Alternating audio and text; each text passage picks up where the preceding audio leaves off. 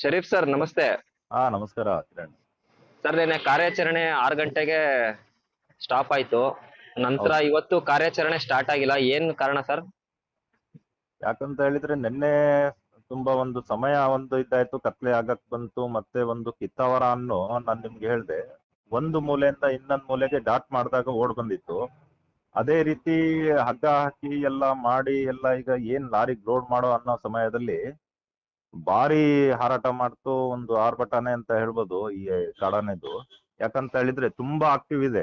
ಅದೇನಾಯ್ತು, ಅಷ್ಟು ಒಂದು ಅರವಳಿಕೆ ಕೊಟ್ಟು ರಿಟರ್ನ್ ಕೊಟ್ಟ ಮೇಲೂ ಕೂಡ ಕಾಡಾನೆಗಳು ಸ್ವಲ್ಪ ನಿದ್ದೆಲ್ಲೇ ಇರ್ತವೆ, ಮದದಲ್ಲೇ ಇರುತ್ತೆ. ಆ ಲೋಡ್ ಮಾಡೋ ತನಕನೂ ಅಷ್ಟೊಂದು ಆಕ್ಟಿವ್ ಆಗಲ್ಲ. ಆದ್ರೆ ನಿನ್ನೆ ದಿವಸ ಅದು ತುಂಬಾ ಒಂದು ಆರ್ಭಟ ಅದ್ರದ್ದು ತುಂಬಾ ಹೆಚ್ಚಾಯ್ತು. ಹಾಗಾಗಿ ಹಗ್ಗ ಕಟ್ ಮಾಡ್ಕೊಂಡು, ಹಗ್ಗ ಅಂದ್ರೆ ಮರಕ್ ಸುತ್ತಿರ್ತಾರೆ, ಆ ಹಗ್ಗನ ಒಂದೇ ಸತಿ ಎಳ್ಕೊ ಹೋಗೋ ಫೋರ್ಸಿಗೆ ಎಲ್ಲ ಬಿಚ್ಚೋಗುತ್ತೆ. ಹಾಗಾಗಿ ಅದು ಅದೇ ರೀತಿ ಮತ್ತೆ ಸುಗ್ರೀವ ಒಂದೆರಡು ಡೋಸ್ ಕೊಟ್ಟ ತಕ್ಷಣ ಏನ್ ಮಾಡುತ್ತೆ, ಇದು ಅಲ್ಲಿಂದ ಪರಾರಿ ಆಗುತ್ತೆ ಕಿರಣ್. ಅದಾದ್ಮೇಲೆ ಮತ್ತೆ ಅದನ್ನ ಹಿಂಬಾಲಿಸ್ತಾನೆ ಹೋಗ್ತಾರೆ. ಕಿತ್ತಾವರ ಒಂದ್ ಭಾಗಕ್ಕೆ ಬಂದಂತ ಮೂಲೆಗೆ ಬಂದಂತ ಈ ಕಾರ್ಯಾಚರಣೆ ಅಲ್ಲಿಂದ ವಾಪಸ್ ಮತ್ತೆ ಅದು ಇನ್ನೊಂದು ಮೇನ್ ಬ್ಲಾಕಿಗೆ ಹೋಗುತ್ತೆ. ಅದು ಫಸ್ಟ್ ಎಲ್ಲಿತ್ತು ಅದೇ ಜಾಗಕ್ಕೆ ಈ ಕಾಡಾನೆ ಹೋಗುತ್ತೆ. ಇವತ್ತು ಕೂಡ ಈ ಕಾಡಾನೆ ಅಲ್ಲೇ ಇದೆ ಕಿರಣ್. ಹಾಗಾಗಿ ಅಲ್ಲಿರೋ ಕಾರಣ ಏನಾಗುತ್ತೆ ಅಂತ ಹೇಳಿದ್ರೆ, ಈಗ ನಿನ್ನೆ ಕೊಟ್ಟಂತ ಅರವಳಿಕೆ ಏನಿದೆ, ಅದ್ ಕೊಟ್ಟ ನಂತರ ಮತ್ತೆ ಅರವಳಿಕೆ ಕೊಡೋದು, ಮತ್ತೆ ಏನಾದ್ರೂ ಆ ಕಾಡಾನೆಗೆ ಹೆಚ್ಚು ಕಡಿಮೆ ಆಗ್ಬೋದು. ಅದರ ಒಂದು 24 ಗಂಟೆ ತಾಸು ಮುಗಿದ್ಮೇಲೆ ಅದನ್ನ ಮತ್ತೆ ಇಂಜೆಕ್ಷನ್ ಕೊಡೋದು ಅಂತ ಡಾಕ್ಟರ್ಗಳು ಇದನ್ನ ಹೇಳ್ತಾರೆ. ಹಾಗಾಗಿ ಇವತ್ತಿನ ಒಂದು ಕಾರ್ಯಾಚರಣೆ ಮಾಡಿದ್ರು ಕೂಡ ಬೇರೆ ಆನೆನ ಕಾರ್ಯಾಚರಣೆ ಮಾಡ್ಬೋದಿತ್ತು. ಯಾಕಂದ್ರೆ ಈ ಕಾಡಾನೆನ ಮಾಡೋದು ಅಷ್ಟು ಮಟ್ಟಿಗೆ ಸರಿ ಬರಲ್ಲ ಅಂತ ಹೇಳ್ಬಿಟ್ಟು ಅರಣ್ಯ ಇಲಾಖೆಯವರ ಒಂದು ಇದಾಗಿದೆ, ಅಭಿಪ್ರಾಯ ಆಗಿದೆ. ಮತ್ತೆ ಇನ್ನೊಂದು ವಿಚಾರ ಏನಂತ ಹೇಳಿದ್ರೆ, ಈ ಒಂದು ಒಂಟಿ ಸಲ್ಗ ಸಿಂಗಲ್ ದಂತ ಆನೆ ಇದು. ನಿಮ್ಗೆ ಹಳೇದು ಒಂದ್ಸತಿ ವಿಡಿಯೋನು ಅದ್ರ ಬಗ್ಗೆ ಕಳ್ಸಿದ್ದೆ. ಒಂಟಿಯಾಗೆ ಓಡಾಡೋದು, ಮತ್ತೆ ಒಂದಂತ ಬಡ್ಡೆಗೆ ಒಂದ್ ಸ್ವಲ್ಪ ಕಾಣುತ್ತೆ ಅಷ್ಟೇ, ಬಡ್ಡೆಯಿಂದಾನೇ ಕಟ್ ಆಗಿದೆ. ಇದು ಒಂಥರ ಕರಡಿ ರೂಪದಲ್ಲಿರುವಂತಾನೆ ಆನೆ ಇದು. ಅಷ್ಟೇ ಅಗ್ರೆಸಿವ್ ಇರುವಂತಾನೆ ಆನೆ. ಯಾಕಂದ್ರೆ ಕರಡಿನೂ ಕೂಡ ನಮ್ಮ ಕ್ಯಾಪ್ಟನ್ ಮೇಲೆ ದಾಳಿ ಮಾಡಿತ್ತು. ಒಳ್ಳೆ ಇರೋ ಟೈಮಲ್ಲಿ ಕ್ಯಾಪ್ಟನ್ ಬರಕ್ಕೆ ಬಿಡ್ತಾ ಇರ್ಲಿಲ್ಲ. ಅದೇ ರೀತಿ ಇದು ಕೂಡ ಕಾಡಾನೆ. ನೋಡಕ್ಕೆ ಸ್ವಲ್ಪ ವೇಟ್ ಕಮ್ಮಿ ಇರ್ಬೋದು, ಒಂದು 9 ಅಡಿ ಎತ್ತರ ಇದೆ ಇದು. ಮತ್ತೆ ಒಂದು 20 ರಿಂದ 22 ವಯಸ್ಸು ಇರ್ಬೋದು ಕಿರಣ್ ಇದಕ್ಕೆ. ಯಾಕಂತ ಹೇಳಿದ್ರೆ ಈ ವಯಸ್ಸಿನ ಒಂದು ಕಾಡಾನೆ ಇದು ಕ್ಯಾಪ್ಟನ್ ಮೇಲೂ ಕೂಡ ದಾಳಿ ಮಾಡಿದೆ ಕಿರಣ್. ಯಾಕಂದ್ರೆ ಕ್ಯಾಪ್ಟನ್ ಇಲ್ಲಿ ಬಂದಾಗ ಅದ್ರ ಮೇಲೂ ಕೂಡ ಚಾರ್ಜ್ ಮಾಡುವಂತದ್ದು, ಅದಕ್ಕೂ ಮುಖ ಕೊಟ್ಟು ನಿಲ್ಲುವಂತ ಒಂದು ಶಕ್ತಿಶಾಲಿ ಕಾಡಾನೆ ಅಂತ ಹೇಳ್ಬೋದು ಇದು ಸಿಂಗಲ್ ದಂತ ಆನೆ. ಸಿಂಗಲ್ ದಂತ ಅಂತ ಹೇಳಿದ್ರೆ ಇವತ್ತು ನಮ್ಮ ಕಾಡಾನೆ ಭೀಮನ್ಗೂ ಸಿಂಗಲ್ ದಂತ ಇದೆ. ಆದ್ರೆ ಇದು ಬೇರೆ. ಇದು ಕರಡಿಯ ಒಂದು ಅದಕ್ಕಿಂತ ಸ್ವಲ್ಪ ಸಣ್ಣ ಏಜಿನ ಒಂದು ಆನೆ ಇರುತ್ತೆ ಇದು. ಆದ್ರೆ ಇದರ ಒಂದು ಶಕ್ತಿ ಮತ್ತೆ ಇದರ ಒಂದು ಒಂದು ಆರ್ಭಟ ನೋಡಿದ್ರೆ, ಎಲ್ಲಾ ವಿಡಿಯೋಗಳಲ್ಲಿ ಎಲ್ರೂ ನೋಡಿದ್ದಾರೆ. ಆದ್ರೂ ಕೂಡ ಆ ಆರ್ಭಟ ನೋಡಿದ್ರೆ ಇದನ್ನ ಸೆರೆ ಹಿಡಿಲೇಬೇಕು ಅಂತ ಅನ್ಸುತ್ತೆ. ಮತ್ತೆ ಇನ್ನೊಂದು, ಇಂತಹ ಆನೆಗಳು ಇನ್ನೂ ಕೂಡ ಸುಮಾರು ಆನೆಗಳಿದಾವೆ. ಇಂತಹದೇ ಶಕ್ತಿ ಇರುವಂತದ್ದು, ಇಂಥದ್ದೇ ಆರ್ಭಟ ಮಾಡುವಂತ ಆನೆಗಳು ಇನ್ನೂ ಕೂಡ ಇದಾವೆ. ಆದ್ರೆ ಒಂದ್ ಆನೆನ ಸೆರೆ ಹಿಡಿಯೋದ್ರಿಂದ ಏನು ಪ್ರಯೋಜನ ಆಗಲ್ಲ ಅಂತಾನು ನಾನು ಹೇಳಕ್ ಇಷ್ಟಪಡ್ತೀನಿ. ಮತ್ತೆ ಕಿರಣ್, ಈಗ ಇವತ್ತಿನ ಒಂದು ಕಾರ್ಯಾಚರಣೆ ಬೇರೆ ಆನೆಗೆ ಮಾಡ್ಬೋದಿತ್ತು. ಆದ್ರೆ ಇವತ್ತು ಒಂದು ಮಾವುತರಿಗೆ ಮತ್ತೆ ಕಾವಡಿಯವರಿಗೆ ಈಗ ಒಂದ್ ಏನೋ ಆರೋಗ್ಯ ಏರ್ಪೇರ್ ಆಗಿದೆ ಅಂತ ಹೇಳ್ಬಿಟ್ಟು ಸ್ವಲ್ಪ ಇವತ್ತಿನ ಒಂದು ಕಾರ್ಯಾಚರಣೆ ನಿಲ್ಸಿದ್ದಾರೆ ಕಿರಣ್. ಸರ್ ಈಗ ಅದು ಕಾಡಾನೆನೆ ಹಗ್ಗ ಎಲ್ಲ ಕಟ್ಟಿದ್ದಾರೆ, ಈಗ ಹಿಡಿಯಲ್ಲ ಅಂತ ಹೇಳಿದ್ರೆ ಅದು 24 hours ಆದ್ಮೇಲೆ ಅದು ಹಿಡಿಯೋದು. ಈಗ ಮತ್ತೆ ಅದು ಅಗ್ರೆಷನ್ ಜಾಸ್ತಿ ಇರುತ್ತೆ ಅಲ್ವಾ? ಇವಾಗ ಅದು ಮನುಷ್ಯರನ್ನ ನೋಡಿರುತ್ತೆ, ಈಗ ನಮ್ಮ ಸಾಕಾನೆಗಳನ್ನ ನೋಡಿರುತ್ತೆ, ಅದು ಹೌದು, ಇನ್ನೂ ಅಗ್ರೆಷನ್ ಜಾಸ್ತಿ ಇರುತ್ತೆ ಈಗ. ಜಾಸ್ತಿ ಇರುತ್ತೆ. ಆದ್ರೆ ಏನು ತೊಂದರೆ ಏನಿಲ್ಲ. ನಮ್ಮ ಒಂದು ಸಾಕಾನೆಗಳ ಒಂದು ಶಕ್ತಿ ಮತ್ತೆ ನಮ್ಮ ಇಲಾಖೆಯ ಒಂದು ಶ್ರಮ ಏನಿದೆ, ಅದು ಒಂದು ವಿಫಲ ಆಗಲ್ಲ ಅಂತಾನೆ ನಾನು ಹೇಳ್ತೀನಿ. ಯಾಕಂತ ಹೇಳಿದ್ರೆ ನಿನ್ನೆ ದಿವಸದೊಂದು ಇನ್ಸಿಡೆಂಟ್ ಈ ರೀತಿ ಆಯ್ತು. ಆದ್ರೆ ಈಗ ಒಂದು ಮುಂದಾಲೋಚನೆ ಮಾಡ್ಕೊಂಡು ಇದನ್ನ ಯಾವ ರೀತಿ ಕಾರ್ಯಾಚರಣೆ ಮಾಡೋದು ಅಂತ ಒಂದು ಐಡಿಯಾ ಮಾಡ್ಕೊಂಡು ಮತ್ತೆ ಪ್ಲಾನಿಂಗ್ ಮಾಡ್ಕೊಂಡು ಬಂದ್ರೆ ಇದನ್ನ ಹಿಡಿಯೋದ್ರಲ್ಲಿ ಏನು ಇದ್ದಿಲ್ಲ, ಆರಾಮಾಗಿ ಹಿಡಿಬಹುದು.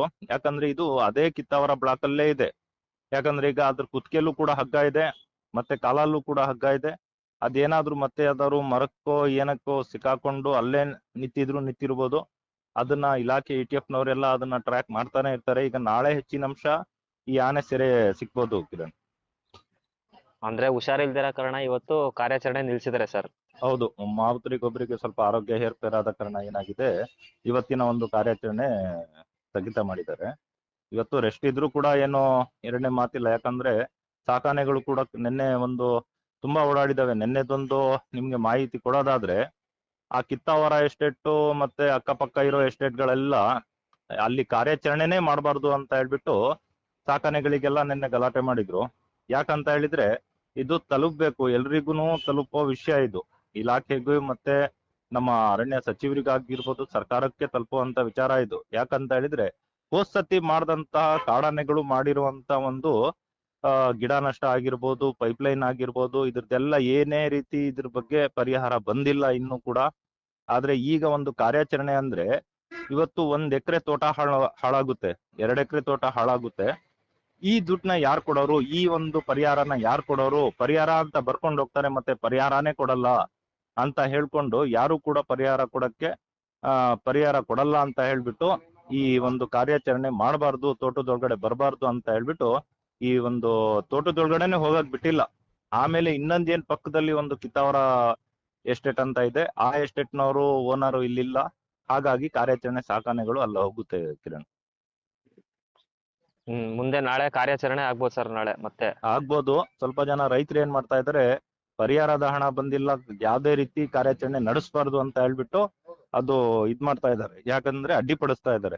ಯಾಕಂತ ಹೇಳಿದ್ರೆ ಹಿಂದೆ ಮಾಡಿದಂತ ಕಾಡಾನೆಗಳು ನುಗ್ಗಿ ಗಿಡ ನಷ್ಟ ಮಾಡಿದಾವೆ, ಎಲ್ಲ ಮಾಡಿದಾವೆ. ಅದ್ರ ಬಗ್ಗೆ ಒಂದು ರೈತರು ಏನ್ ಹೇಳ್ತಾ ಇದಾರೆ, 1 ಆನೆ ಹಿಡ್ಕೊ ಹೋಗಿ, ಮತ್ತೆ ಇದು ಪರಿಹಾರನೂ ಬಂದಿಲ್ಲ, ಮತ್ತೆ ಇಲ್ಲಿ 100 ಆನೆ ಮೇಲಿದೆ, ಮತ್ತೆ ಈ ಸಾಕಣೆ ಎಲ್ಲ ನುಗ್ಗಿ ಮತ್ತೆ ಕಾಡಾನೆನ ಹಿಡಿಬೇಕಂತ ಹೇಳಿದ್ರೆ ಒಂದು ಗಿಡಗಳು ಎಲ್ಲ ಏನು ಉಳಿಯಲ್ಲ. 1 ಎಕರೆ ಅರ್ಧ ಎಕರೆ ತೋಟ ಎಲ್ಲ ನಷ್ಟ ಆಗುತ್ತೆ. ನಮ್ಗೆ 1 ಎಕರೆಗೆ 40 ಲಕ್ಷ ರೂಪಾಯಿ ಇವತ್ತು ವ್ಯಾಲ್ಯೂಯೇಷನ್ ಇದೆ. ಆ ವ್ಯಾಲ್ಯೂ ಕೊಟ್ಬಿಟ್ಟು ಆಮೇಲೆ ಹಿಡಿಲಿ, ಫಸ್ಟ್ ಅದನ್ನ ನಮ್ಗೆ ಕೊಟ್ಬಿಡ್ಲಿ, ಆಮೇಲೆ ಕಾಡಾನೆನ ಕಾರ್ಯಾಚರಣೆ ಮಾಡ್ಲಿ ಅಂತ ನನ್ನ ಅಡ್ಡಿಪಡಿಸಿದ್ದಾರೆ ಸ್ವಲ್ಪ ಜನ. ಅದ್ರ ನಂತರನೂ ಕೂಡ ಈ ಕಾರ್ಯಾಚರಣೆ ಸಕ್ಸಸ್ ಆಗೋದು ಒಂದು ಒಳ್ಳೆ ರೀತಿಯಲ್ಲಿ ನಡೀತು. ಇದ್ ನೋಡಿದ್ರೆ ಲಾಸ್ಟಿಗೆ ಹಗ್ಗ ಕಟ್ ಮಾಡ್ಕೊಂಡು ಹಗ್ಗ ಒಂದು ಕಸ್ಕೊಂಡು ಎಳ್ಕೊಂಡು ಸೀದಾ ಓಡೋಯ್ತು. ಆದ್ರೆ ನಾಳೆ ಅಂತೂ 100ಕ್ಕೆ 100 ಭಾಗ ಈ ಕಾಡಾನೆ ಸೆರೆ ಹಿಡಿಯೋದಂತೂ ಪಕ್ಕಾ ಕಿರಣ್. ಸರ್ ಭೀಮಾ ಮತ್ತೆ ಇವಾಗ ಕ್ಯಾಪ್ಟನ್ ನಿಮ್ ಭಾಗದಲ್ಲೇ ಇದೆ, ಅದೇನಾದ್ರು ಈಗ ವಿಕ್ರಾಂತ್ ಟೈಮಲ್ಲಿ ಆಯ್ತಲ್ಲ ಆ ತರ ಸಮಸ್ಯೆ ಆಗ್ಬೋದಾ? ಹೇಳಕ್ಕೂ ಆಗಲ್ಲ ಕಿರಣ್. ಯಾಕಂದ್ರೆ ಪಕ್ಕದಲ್ಲೇ ಈಗ ಭೀಮಾ ಟೀಮ್ ಇದೆ, ಕ್ಯಾಪ್ಟನ್ ಇದೆ, ಪೆನ್ಸಿಲ್ ಕ್ವಾರೆ ಅನ್ನೋಂಥದ್ದಿದೆ, ಮತ್ತೆ ಗಂಡಾನೆಗಳು ಇದೇ ಏಜ್ ನಾವು ಗಂಡಾನೆಗಳು ಕೂಡ ಇದಾವೆ, ಜೂನಿಯರ್ ಕರಡಿ ಇದೆ. ಮತ್ತೆ ಇನ್ನು ಈಗ ಈ ಆನೆಗಳು ಎಲ್ಲಾರು ಇದನ್ನ ಸುತ್ತುವರೆದ್ರೆ ಅದ್ರ ಗ್ರೂಪ್ ತಂಡಕ್ಕೆ ಏನಾದ್ರು ಸೇರಿಸ್ಕೊಂಡ್ರೆ, ಭೀಮಾ ಏನಾದ್ರು ಗೊತ್ತಾಗಿ ಈ ತರ ಕಾರ್ಯಾಚರಣೆ ಮಾಡಕ್ಕೆ, ಅಂದ್ರೆ ಭೀಮನ್ಗೆ ಅನುಭವ ಇದೆ, ಸಾಕಾನೆಗಳು ಬರೋದು ಹೋಗೋದು, ಅದರ ಸಹಚರನ ಹಿಡ್ಕೊ ಹೋಗೋದು ಅಂತ ಹೇಳ್ಬಿಟ್ಟು ಭೀಮನ ಒಂದು ತಲೆಯಲ್ಲಿ ಉಳಿದಿದೆ. ಈಗ ಒಂದು ಕ್ಯಾಪ್ಟನ್ ಅಂದ್ರೆ ಒಂದ್ ಟೀಮಿಗೆ ಲೀಡರ್ ಅಂದ್ರೆ ಅವ್ನ್ ಕಾಯೋದಂತೂ ಪಕ್ಕ. ಅಕಸ್ಮಾತ್ ನಮ್ ಭೀಮನ್ಗೆ ಸಾಕಾನೆ ವಾಸನೆ ಹೋಯ್ತೋ, ಇಲ್ಲ ಇದ್ರ ಬಗ್ಗೆ ಇದಕ್ಕೆ ಮಾಹಿತಿ ಸಿಕ್ತು ಅಂತ ಹೇಳಿದ್ರೆ ಮತ್ತೆ ಭೀಮಾ ಇದಕ್ಕೆ ಕಾಯಕ್ ಬರ್ತಾನೆ. ಆ ಸಂದರ್ಭದಲ್ಲಿ ಮತ್ತೆ ಭೀಮನ್ ಮೇಲೆ ಡಾಟ್ ಮಾಡಕ್ಕೆ ನಾವುಗಳು ಬಿಡಲ್ಲ ಕಿರಣ್. ಇದು ಕೂಡ ಮಾಹಿತಿ ನಾನು ಕೊಡ್ತಾ ಇದ್ದೀನಿ. ಯಾಕಂದ್ರೆ ಹೇಳಿದ್ರೆ ವಿಕ್ರಾಂತ್ ಸಮಯದಲ್ಲಿ ಕಾರ್ಯಾಚರಣೆಗೆ ಅಡ್ಡಿಪಡಿಸ್ತು ಅಂತ ಮತ್ತೆ ನಮ್ ಭೀಮನ್ ಮೇಲೆ 2-3 ಡೋಸ್ ಹೊಡೆದಿದ್ದಾರೆ, ಮತ್ತೆ ಅದ್ರ ಮುಂಚಿತವಾಗೂ ಹೊಡೆದಿದ್ದಾರೆ. ಭೀಮನ ಒಂದು ಶಕ್ತಿನೇ ಕುಗ್ಗೋಗಿದೆ ಇವತ್ತು, ಭೀಮಾ ಕಾಡಾನೆಯ ಶಕ್ತಿನೇ ಕುಗ್ಗೋಗಿದೆ. ಆದ್ರೆ ಈ ಕಾರ್ಯಾಚರಣೆಯಲ್ಲೂ ಕೂಡ ಈಗ ಭೀಮಾ ಅಕ್ಕಪಕ್ಕ ಇರೋದ್ರಿಂದ ಆ ಭೀಮನ್ ಮೇಲೆ ಮತ್ತೆ ಈಗ ಕಾರ್ಯಾಚರಣೆ ನಡೆಯಕ್ ಬಿಟ್ಟಿಲ್ಲ ಅಂತ ಹೇಳ್ಬಿಟ್ಟು ಮತ್ತೇನಾದ್ರೂ ಇದ್ದಾದ್ರೆ ಭೀಮಾ ಬದುಕುಳಿಯೋದೇ ಕಷ್ಟ ಇದೆ. ಮತ್ತೇನಾದ್ರೂ ಅರವಳಿಕೆ ಕೊಡೋದು ಮಾಡೋದು, ಅದನ್ನ ದೂರ ಮಾಡಿ ಇದನ್ನ ಕಾರ್ಯಾಚರಣೆ ಮಾಡೋದು ಅಂತ ಮಾಡಕ್ ಹೊರಟ್ರೆ ತುಂಬಾ ಕಷ್ಟ ಆಗುತ್ತೆ. ಯಾಕಂದ್ರೆ ಇದನ್ನ ಒಂದು ಮನ್ಸಲ್ಲಿ ಇಟ್ಕೊಂಡು ತಲೆಯಲ್ಲಿ ಇಟ್ಕೊಂಡು ಇಲಾಖೆಯವರು ಕೆಲಸ ಮಾಡ್ಬೇಕಂತ ನಾನು ನಿಮ್ಮ ಚಾನಲ್ ಮುಖಾಂತರ ಬೇಡ್ಕೊಳ್ತೀನಿ ಕಿರಣ್.